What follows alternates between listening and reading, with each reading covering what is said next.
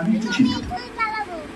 যদি তুফান পাইরেসি হয়ে যায়, এই পাইরেসির কারণেই পরিচালক, প্রযোজক, শিল্পী, কলাকুশলী, সর্বোপরি টোটাল বাংলা চলচ্চিত্রই অনেক ক্ষতিগ্রস্ত হচ্ছে।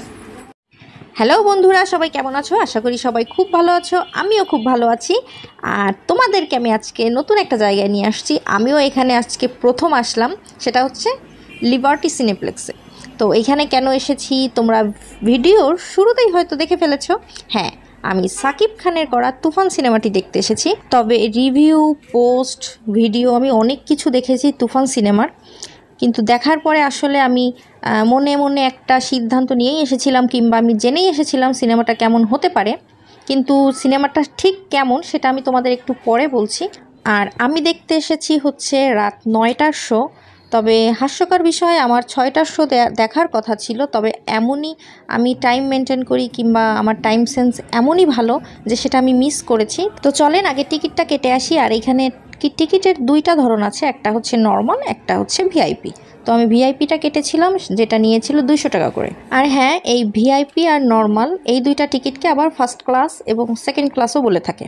এবার আসল কথায় আসি, কখনো কোনো জিনিস নিজে না টেস্ট করে সেটা খারাপ কিংবা ভালো বলা উচিত না। যেমন অনেকে বলে থাকে আঙুর ফল টক, তবে টক ফলও কিন্তু অনেকের খুবই পছন্দের, সেটা ছেলে হোক কিংবা মেয়ে।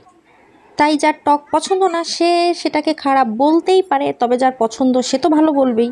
বিষয়টা ঠিক এরকম। বলো।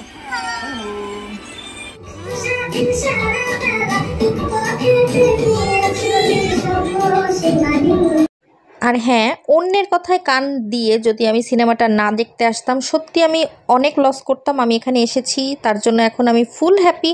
সত্যি সিনেমাটা আমার খুব ভালো লাগছে।